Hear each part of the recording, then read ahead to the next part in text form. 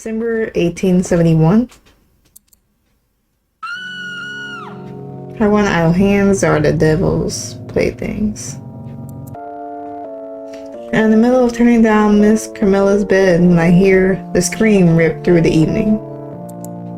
I would be a liar if I said it did not startle me, but I paused only for a moment before going to lock the door and returning to my work.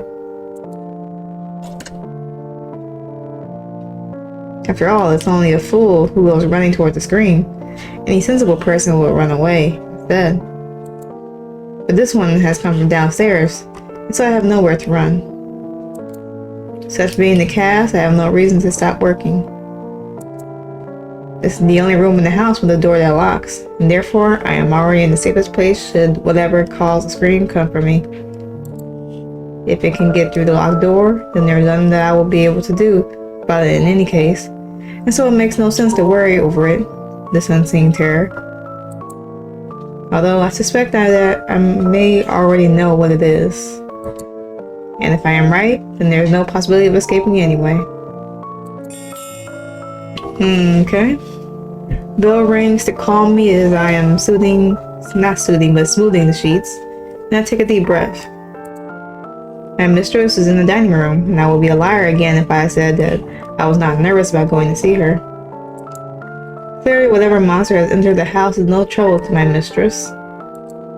I suspect that it is only because my mistress is the monster. Okay. I have been in this house for 3 weeks now, working as a maid, and I have no complaints about the post. My mistress is eccentric, and though not particularly kind, she is not particularly unkind either. She wants little from me aside from my main duty of keeping the house clean. She does not ask me to cook, and only takes tea sometimes in the evening. She does not cook herself, and no cook is employed here. I have never seen Miss Carmilla eat. It's odd. Few times I have seen her about during the day, she has been lethargic, so she does not lack energy for energy at night. She has not gone to church once since I've been here. There is not a cross to be seen in this house. For her bed, she uses a coffin, quite morbid in addition to being eccentric, one would typically say. She receives lady callers in the evening, though often these ladies fall asleep while they are here, and I must rouse them from their slumber to send them home. And they are always much paler when they leave than they were when they arrived. I remember once Sheridan at the inn tried to frighten me with a story. There was a rumor going around, he said, that there lives a man who refuses all food and drinks, who despises the sunlight and all that is good and holy. He charms women into his castle in the night, and when he has them there, with nowhere to run, he slays them, and he feasts on their blood. Of course, I was not frightened, though Laura, who worked there with me, was. She clutched at her breast and gasped, "Oh, what a terrible rumor. You don't suppose that is true?" And I'd say, "Of course it's not true. There are no castles near here, and there are not many women who will follow a strange man back to his home at night. Your tale would have been more believable if it were a woman, luring them back to her mansion." I'd say in jest, to tell the truth, though I have forgotten that those words ever left my lips. It's not a memorial conversation. They come to mind now, though, as I pause with my hand on the doorknob.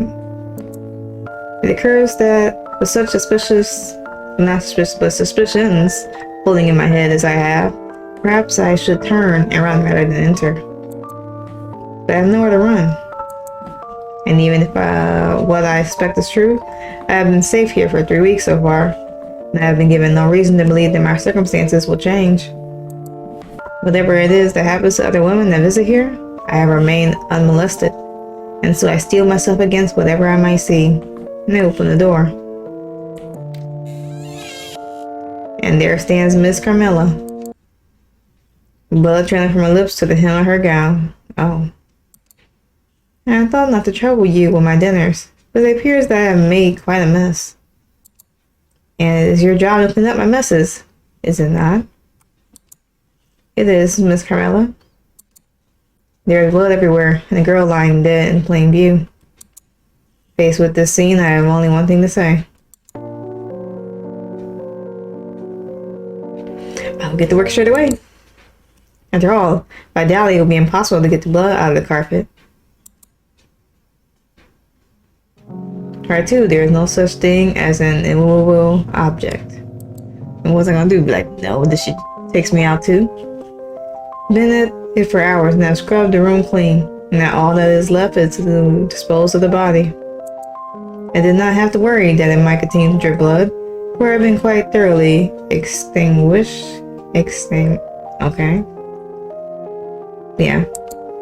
I suppose that Miss Carmilla must have been much hungrier than usual, although such supposition has no bearing on my current problem. Obviously, I cannot leave a dead girl's corpse lying in the dining room. And I'm sure Miss Carmilla will prefer if the body were not found. She has not given me this order specifically, but I feel that I'm good enough in my job to be able to intuit my mistress's wishes. So, it must be moved, it must be hidden, it must not be seen in either the moving or the hiding of it. There is a bog not so far from here, and I'm sure it would sink into quite nicely. But a dead body is a very cumbersome thing, and I've been particularly strong. Besides, even if I were strong enough to carry it, if anyone were to see me doing so, they would surely take issue with it. I suppose I could wrap it in a sheet, although it would be a shame to lose a good sheet. I do not think it would be wise to make a good habit of throwing one out every time Miss Carmilla kills someone. I expect if I were to do that, we would run out of sheets before long. There's a large wheelbarrow in the shed I think could fit the body in. And I only have to cover it with some canvas and make my way to the bog. I will first go to inspect the wheelbarrow. It will do me no good to drag the body all the way to the shed only to find that it does not fit. I guess so. Find the wheelbarrow in the shed just as I remembered. It appears to be a good enough size, though of course I'll have to bend the body a bit for it to fit. It would be quite an uncomfortable convenience for the lady, were she still alive. However, being that she is not, I think that it will do just fine. I notice there is a rather large mallet lying inside the wheelbarrow. It will be a tight fit to keep it, but I decided that I should bring it with me. One never knows when one might need a rather large mallet, after all. Now that the wheelbarrow has proven to be large enough, I shall...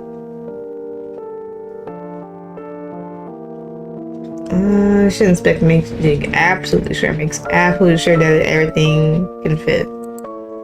Closer inspection of the wheelbarrow reveals that it has become quite rusty, likely from disuse. I cannot imagine that Miss Carmilla does much gardening, considering that she seems to have vanishingly little interest in plants. Make sure that the wheel is oiled quite well. Would not do for the thing to stop moving owing to rust, after all, and wheel it quickly toward the kitchen door.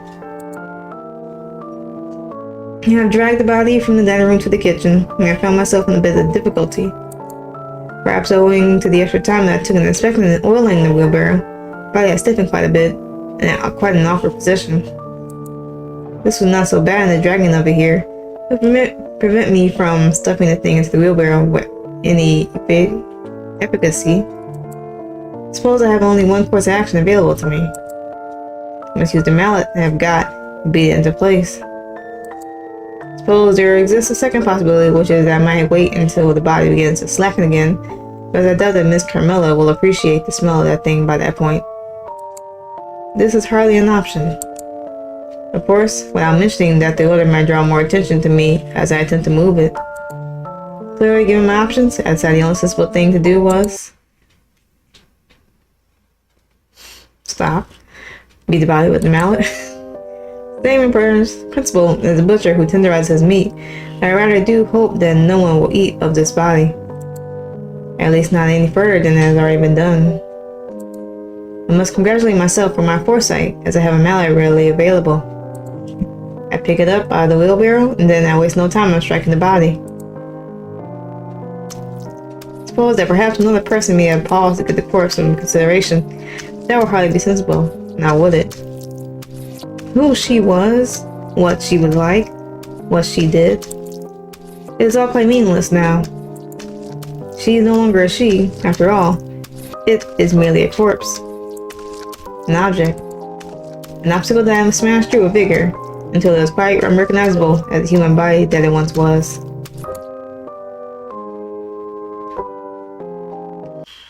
And this is the quite thing I've made now fits very nicely into the wheelbarrow. Part 3. The past is prologue. Okay. I will now of course proceed to the bog. Though it is not exceedingly far away, it will be a walk of perhaps an hour's time, given that I must make the effort of pushing the wheelbarrow, which is quite heavy now that there is a corpse inside it. Suppose that I could attempt to amuse myself by describing it with painstakingly detail each blade of grass I aspire to make my way. But sadly, even I am not so dull that this will rate as an amusement. Of course, I must keep my wits about me as I go, but I suppose it would not hurt to think of other things.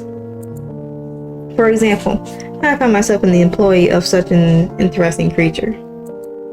I had not had the chance to write of it in my journal, as I had not yet had a journal yet. I shall make an entry of it when I return to my room. It would not do to forget such a thing, after all. The entry I shall now compose as I walk. I am hungry, and it is cold. This is not a new state of affairs for me. I have often been hungry. I have often been cold. Even the environment in which I now find myself is not particularly new to me.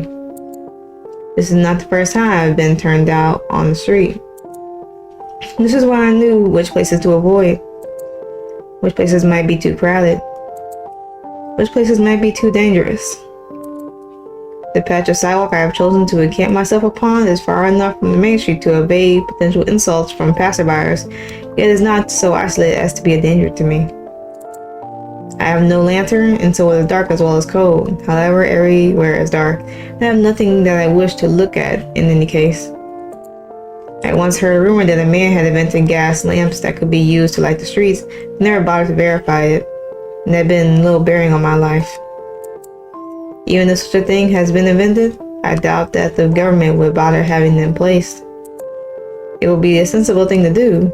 A person worth her salt knows that you cannot ever rely on the government to do any sensible thing. I suppose I'm letting my mind wander. I suppose it is wont to happen when one is cold and hungry and alone in the dark. If one is not frightened by such a state, one is liable to become bored, I suppose. I am not frightened. I suppose there is little that could frighten me now. Rather than meditating on idle, unimportant thoughts, I suppose I could go and try to beg for food. It is not so late now that there is no one on the street, and I have nothing worth leaving that I do not keep on my person, and so leaving my little space here is of little concern to me. But people do hate a beggar, and I found that there are far more uncharitable people in this world than charitable, although I cannot blame anyone for this. I have never been particularly charitable myself, after all. I do not fault myself for this, never claim to be a good Christian, as mothers do until they are blue in the face, carrying on in a miserly and selfish fashion in spite of it. When one is faced with the choice between benefiting oneself and helping another to one's determined, what is a clear, natural choice? At the end of everything, human beings are only just animals that speak. And the animal kingdom has never been known for its altruism. Though I am hungry, I do not fancy going out to beg and then having stones or worse tossed at me for my effort. At least not tonight. Taking a stroll in the dark is generally never a wise enterprise in any case. If I tripped and fell, I would be injured as well as cold, hungry, and alone, and that with nothing to clean or dress the wound with. Even a small cut left unattended can kill a man. There is much I do not know, however I am sure that I know that I do not wish to die. So I suppose there is nothing for me to do but think. Others in my situation might spend this idle time dreaming or wishing. I've never been a very fanciful person. After all, What is there to be gained by ignoring the reality that has presented itself in front of? There's a light a little ways off that is drawing closer to me. The clicking sound is growing louder as it nears. Footsteps? Someone is approaching. It would be better to stand now, in case it is a villain and I need to run. Running is nearly always the sensible thing to do when you're faced with danger. Even if you are a good fighter, it is preferable not to risk a fight. I am only giving advice to the air. I will stand. Why, you are an interesting creature now, aren't you?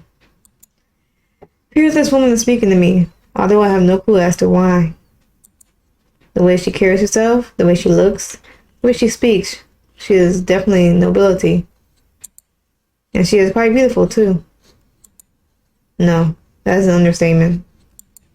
She is exceedingly beautiful. I doubt I have ever seen a more beautiful woman in my life. I wonder what she is doing walking the streets at night with no escort. I wonder why she has stopped to speak with me. Can you not speak? I can speak, my lady. I address her as only because I am certain that she is one, but she laughs at me when I do. How polite. She surveys the small patch of ground that I have claimed. I do not know why, but I find myself feeling a bit embarrassed, as though I have invited someone to my home with the place untidy. How very needy you are, even out here. She exclaimed this, and though I know I barely said anything to her, I find that I have nothing to say, but I have a strange feeling that I must, and so. It is not difficult to keep tidy when you do not have many things, Miss Lady, or my lady, and I have never liked a mess. Oh, neither have I, neither have I. She shakes her head and looks at me straight in the face and smiles. I believe you shall do perfectly. Her words raise suspicion to me. They have been said to me once before, so I have learned that it always does best to find out what I was supposed to do perfectly for. What do you mean by that, my lady? I have found myself in the need of a new maid. You have found yourself in need of a roof over your head, likely food in your belly as well, have you not? It is obvious, is it not? The words come out of my mouth before I have a chance to think about them. I know that they must sound rude. I'm worried that she will be insulted, but she only laughs again. It is lucky for you that I did not mind a little sharpness of tongue. She gives me a smile that I imagine she must have learned from watching the cobra hypnotizing its prey. Only a little, though. She shrugs her shoulders after this warning, getting back to our previous topic. So, will you come over and work for me? There's something about this woman that feels dangerous to me. Something that I cannot exactly place. But I have nothing. No items of importance to call my own, no place to live, and not a single thing to do, not a single place to be. And it is not as though I have not dealt with dangerous people before. So I did not even have to think once about my answer. Yes, my lady, I will gladly take your offer. The woman claps her hands together and grins. Splendid. I'm Carmilla, by the way. I did not think I would ever be so bold as to call you by your given name, my lady. Oh, but you must. I must confess that I rather hate being called my lady. It makes me feel old. There's nothing I detest more than being made to feel old. Apologies, my Miss Carmilla. I catch myself and correct my form of address, but she smirks at what I've just said. Miss Carmilla? I confess I don't hate it, although it is amusing that anyone might claim I belong to them. I meant no such thing, Miss Carmilla. I apologize. This will be a slip of the tongue. Of course, of course. Now come and follow me. I can imagine you need to gather your things. I look over my meager possessions and shake my head. It seems a pity to leave them on the street, but someone will get them before long. I'm sure of it. Then off we go. I cannot say why, but it feels as though I am embarking on an adventure. My stomach is aflutter with nervousness and excitement, though there is not a single reason why it should be so. I have not yet done it, but I cannot imagine that it will be very exciting to be a maid. Considering that the job sounds rather dull, I imagine it must be Miss Carmilla herself that is the cause. Strange and beautiful lady. Perhaps it is her angelic face, or perhaps it is her serpentine smile. Oh, well, that's a nice transition. Well, all the thoughts I had back then is a source of some amusement to me now. And this story visual novel has been amusing so far as well. We'll go back to the main menu though. This is good help. It's hard to find. It's gonna end it here. Possibly do a part 2, but we will see. So yeah, options. I'm pretty sure it's just a standard. Yeah, it's just standard. So good help is hard to find. Memoriam to Stanley Milgram. It's nice so far. It's very interesting. I kind of figured that she was a vampire from pretty much her describing her mannerisms and how she doesn't really partake in food to her knowledge visually. So that's a thing, and the whole little crosses. You don't have to have crosses in your house, but that's definitely a vampire, definitely. So we'll see how this plays out. Most likely I'll be doing the part 2, but stay tuned for that. If y'all don't want to wait for a part 2, of course, this game will be in the description below for y'all to play it. And with that being said, if y'all enjoyed this video, liked it, of course, you know, like, share, comment, subscribe, support the video and the channel.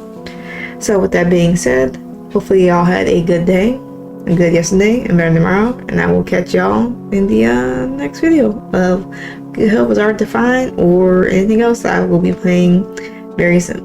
So, y'all have a good one.